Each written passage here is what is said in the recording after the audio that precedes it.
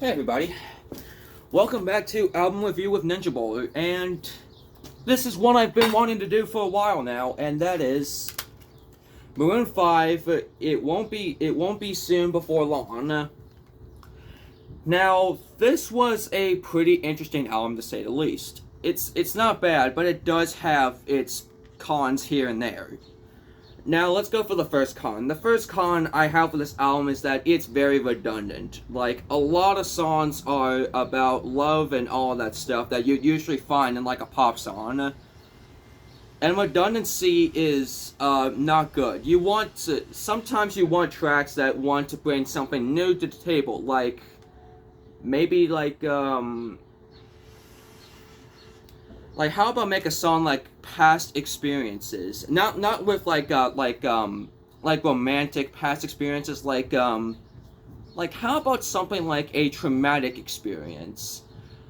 Redundancy, like I said, isn't really good for an album because it kind of just makes songs feel like the same thing. And that's a problem that this album suffers. And I just didn't like track 7, Can't Stop.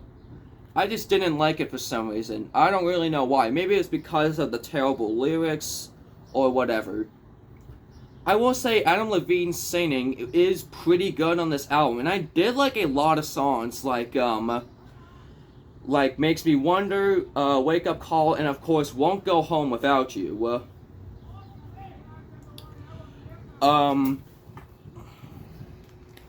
And yeah, that's a pro of this album. But another con I have this album is that I will say it's relatively kind of inconsistent with the songs being good and good or bad, or just relatively okay. Here we go. Let me show you this. Let me show you my ratings for each song. Good. Really good, good, really good, really good, okay, pretty bad, really good, good, and I felt like this one was really good. So yeah, relatively inconsistent with the quality of the songs. However, every single song being terrible is worse than inconsistency, so at least you still have a lot of good songs. But there is something about this. But there's another thing about this album that I can't seem to like. There's another thing about this album that I just don't like about, and I just don't know what it is. Like I can't put my finger to it. I don't know. I've only listened to this album once, and in case you're wondering, I go off albums by first listen, and also listening experience. And the listening experience off this album was rather good, I will say. But yeah, the redundancy and Can't Stop really dragged this album a little bit down. And besides Won't Go Home Without You and Good Night were the only two songs that were like perfect, I would say. So what am I gonna give this album? I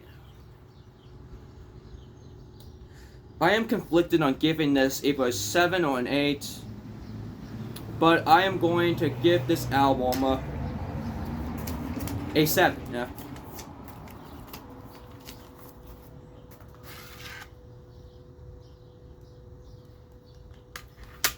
So yeah, have you give this album a listen? Do you agree with me or not?